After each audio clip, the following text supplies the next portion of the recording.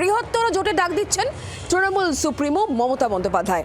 ডান বাম সমস্তটা ভুলে গিয়ে মানুষের পাশে থাকার আহ্বান জানাচ্ছেন তৃণমূল সুপ্রিমো মমতা বন্দ্যোপাধ্যায়। আজ উত্তরবঙ্গে যাওয়ার আগে এই বৃহত্তর জোটে ডাকি দিয়েছেন তৃণমূল সুপ্রিমো মমতা বন্দ্যোপাধ্যায়। কমিশনকে নিশানা করতে গিয়ে একেবারে বৃহত্তর জোটের পক্ষেই সওয়াল করছেন রাজ্যের বিদায়ী মুখ্যমন্ত্রী মমতা বন্দ্যোপাধ্যায়। ঠিক কি বলেছেন উত্তরবঙ্গ যাওয়ার আগে মুখ্যমন্ত্রী মমতা বন্দ্যোপাধ্যায়, তার সেই বক্তব্য শোনাবো।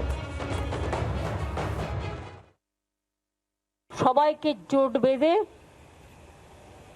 কে বাম কে ডান ভুলে যান, যারা এই চক্রান্তের বিরুদ্ধে এক হয়ে লড়াই করতে চান, আমার পাশে থাকার প্রয়োজন নেই, কিন্তু মানুষের পাশে থাকুন। মমতা বন্দ্যোপাধ্যায়ের এই বক্তব্য কতটা গুরুত্বপূর্ণ এবং তাৎপর্যপূর্ণ 2026 বিধানসভা নির্বাচনের নিরিখে আমরা সেটাই জানার চেষ্টা করব। কথা বলবো এই মুহূর্তে শ্রেয়সী গঙ্গোপাধ্যায় আমাদের সঙ্গে রয়েছেন, আমাদের প্রতিনিধি একেবারে সরাসরি। শ্রেয়সী, মমতা বন্দ্যোপাধ্যায় ডান বাম ভুলে বৃহত্তর জোটের পক্ষে সওয়াল করছেন এমন একটা সময় দাঁড়িয়ে যখন এসআইএন এর সর্বাত্মক লড়াইয়ের পথে তিনি নেমেছেন এবং সামনে নির্বাচন, বিধানসভা নির্বাচন।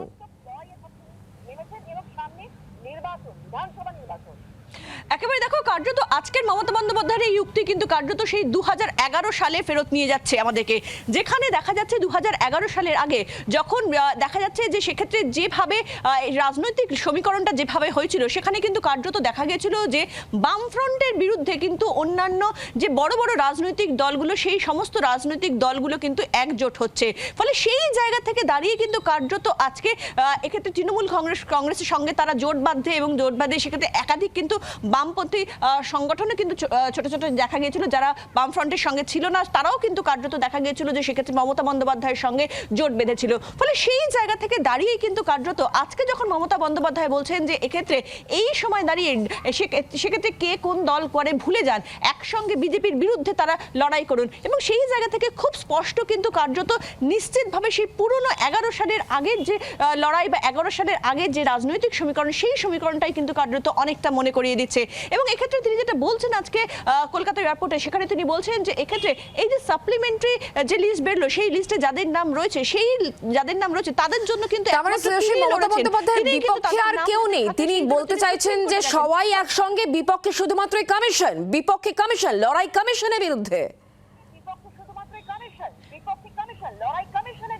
লড়াই কমিশনের বিরুদ্ধে, লড়াই বিজেপির বিরুদ্ধে। অর্থাৎ বিজেপি এবং তিনি কমিশনকে যেরকমটা সবসময় বলে আসেন যে এক্ষেত্রে কমিশন কিন্তু একেবারে বিজেপির আজ্ঞাবহ হয়ে কাজ করছে। ফলে সেই জায়গা থেকে তিনি স্পষ্টত বলছেন যে এই লড়াইটা এক্ষেত্রে তাদের বিরুদ্ধে লড়তে হবে এবং ডান বাম সকলকে একত্রিত হয়ে কিন্তু কার্যত এদের বিরুদ্ধেই লড়তে হবে, সেই বার্তাই কিন্তু কার্যত তিনি দিচ্ছেন, যা অত্যন্ত তাৎপর্যপূর্ণ। একেবারে শ্রেয়সী, তোমার কাছ থেকে এই জায়গাটাই বোঝার চেষ্টা করবো, যে ক্ষেত্রে মমতা বন্দ্যোপাধ্যায় তিনি বারবার করে উল্লেখ করছেন যে আমি মানুষের জন্য কাজ করছি।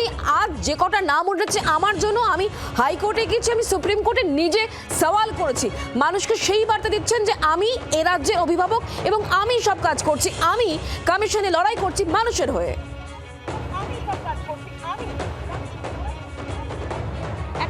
কার্যত কিন্তু আমরা যেটা 21 সালের নির্বাচনের আগে দেখেছিলাম যে বাংলার মেয়েকে চায়, সেই স্লোগান নিয়ে তৃণমূল এগিয়েছিল। এবার কিন্তু স্পষ্টত দেখা যাচ্ছে যে তৃণমূল কংগ্রেস কিন্তু যে বিষয়টা নিয়ে তারা এগোচ্ছে সেটা হচ্ছে যে মমতা বন্দ্যোপাধ্যায় হচ্ছেন বাংলার রক্ষক, এবং সেটা কিন্তু বারে বারে বিভিন্ন ক্ষেত্রে সেটা ফুটে উঠছে। যেরকমটা দেখা যাচ্ছে যে এক্ষেত্রে তাদের যে ইস্তেহার, সেই ইস্তেহারে কিন্তু একাধিক জায়গায় দেখা যাচ্ছে মুখবন্ধে মমতা বন্দ্যোপাধ্যায় তিনি লিখছেন আমি প্রতিশ্রুতি দিচ্ছি আপনাদের, আমি আপনাদের কথা দিচ্ছি, আমি মমতা বন্দ্যোপাধ্যায় দায়িত্ব নিয়ে বলছি, এই ধরনের নানান লাইন রয়েছে। পাশাপাশি কিন্তু কার্যত দেখা যাচ্ছে যে এক্ষেত্রে তিনি বারে বারে যে বিষয়টা তুলে ধরছে তৃণমূল কংগ্রেস এবং মমতা বন্দ্যোপাধ্যায় বা অভিষেক বন্দ্যোপাধ্যায়ের বক্তব্যের মধ্যে, যে এক্ষেত্রে যাদের নাম বাদ যাচ্ছে তাদের জন্য কিন্তু মমতা বন্দ্যোপাধ্যায়। তুমি আমাদের সঙ্গে থাকো, এই মুহূর্তে সিপিআই নেতা সুজন চক্রবর্তী আমাদের সঙ্গে রয়েছেন টেলিফোন লাইনে। সুজন, মমতা বন্দ্যোপাধ্যায় উত্তরবঙ্গ যাওয়ার আগে তিনি বলছেন যে ডান বাম বলে মানুষের পাশে থাকতে হবে, বিজেপি এবং কমিশন একযোগে কাজ করছে, তাই তাদের বিরুদ্ধে মমতা বন্দ্যোপাধ্যায়ের এই লড়াই, জোটের বার্তা কি বলবেন আপনি?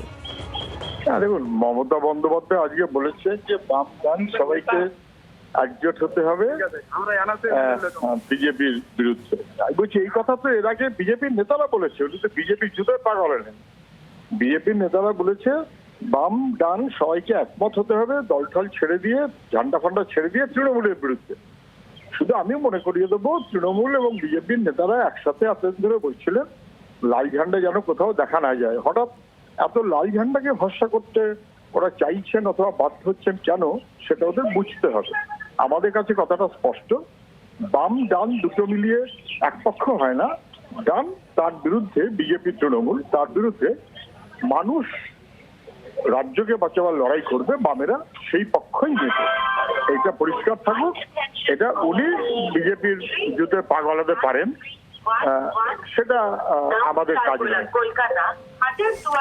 অনেক ধন্যবাদ সুতন্দা আমাদের সঙ্গে টেলিফোন লাইনে থাকার জন্য। সুকান্ত ঘোষ, রাজনৈতিক বিশ্লেষক, অধ্যাপক, এই মুহূর্তে আমার সঙ্গে রয়েছেন একেবারে সরাসরি। সুকান্ত বাবু, আপনি মমতা বন্দ্যোপাধ্যায়ের এই যে আহ্বান, এটাকে কিভাবে দেখছেন? এই যে বৃহত্তর জোটের কথা তিনি বলছেন, তিনি একদিকে, আর লড়াই হচ্ছে কমিশন এবং বিজেপির বিরুদ্ধে। দেখো, 2011 প্রেক্ষাপট একদমই আলাদা আগের, আর এখনকার প্রেক্ষাপট একদমই আলাদা। সুতরাং তিনি মহাজোটের যেটা আহ্বান করছেন, যে ডান এবং বাম দিয়ে তিনি চাইছেন বিজেপি এবং নির্বাচন কমিশনের বিরুদ্ধে, তিনি যেটা চাইছেন, কারণ 73 জন রিটার্নিং অফিসারকে পরিবর্তন করা এবং মূলত রাত একদম মাঝরাতে লিস্ট দেওয়া, এইসব ব্যাপারে তার একটা পরিষ্কারভাবে তিনি কিন্তু নির্বাচন কমিশনের বিরুদ্ধে যুদ্ধ ঘোষণা করেছেন। এখন বিষয় হচ্ছে যে মূলত বামপন্থীরা বা কংগ্রেস, তারা কিন্তু তৃণমূল কংগ্রেসের সঙ্গে জোটে নেই, কিন্তু তিনি চাইছেন অলিখিতভাবে নির্বাচন কমিশনের বিরুদ্ধে মমতা বন্দ্যোপাধ্যায় যেভাবে সামনের থেকে লড়াই করছেন, কারণ আমরা দেখেছি দিল্লিতে গিয়েও কিন্তু তিনি ভুতুরে ভোটারকে সঙ্গে নিয়ে গেছেন এবং তিনি এসআইআর এর বিরুদ্ধে গর্জে উঠেছেন। এটা তো মানতেই হবে যে এসআইআর এর বিরুদ্ধে প্রতিবাদটা কিন্তু মমতা বন্দ্যোপাধ্যায় থেকে এসেছে। সেই জায়গা থেকে দাঁড়িয়ে তিনি চাইছেন তার যে এই যে নীতি, এসআইআর এর বিরোধিতা, নির্বাচন কমিশনের বিরোধিতা, এর সঙ্গে বামফ্রন্ট এবং কংগ্রেস দুজনেই থাক, কারণ তিনি চাইছেন বিজেপি বিরোধিতা তার মূল সুর। কিন্তু বাস্তবে কতটা পসিবল সেটা বুঝতে হবে, কারণ সুজন চক্রবর্তী অলরেডি বলে দিয়েছেন যে মূলত বামপন্থীরা এবং কংগ্রেসের সঙ্গে তৃণমূল কংগ্রেসের কিন্তু দূরত্ব তৈরি হয়েছে, যদিও তারা ইন্ডিয়া জোটের শরিক। কিন্তু কোথাও গিয়ে তৃণমূল কংগ্রেস কিন্তু যে পার্টি লাইন নিয়ে চলছে, তাতে এই যে তিনি জোটের বার্তা দিলেন, তাতে হয়তো মানুষকে বোঝাতে পারবেন যে আমি তো জোটের বার্তা দিয়েছিলাম, কিন্তু কংগ্রেস এবং সিপিএম যে জোটের বার্তা নেয়নি, মানে মহাজোটের বার্তা অলিখিত, এবং সেই অলিখিত জোটের বার্তা তো কেউ নেবে না। এটা অত্যন্ত একটা এমন একটা বক্তব্য যার মাধ্যমে তিনি কিন্তু বিজেপি এবং নির্বাচন কমিশনের একসঙ্গে বিঁধলেন এবং পাশে চাইলেন বামফ্রন্ট, কংগ্রেস সহ অন্যান্য দলকে। সুতরাং রাজনৈতিক চাল যদি বলো, এটা অত্যন্ত একটা গুরুত্বপূর্ণ একটা কৌশলী অবস্থান মমতা বন্দ্যোপাধ্যায়। বাংলার আওয়াজ, বাঙালির আবেগ, জি 24 ঘন্টা।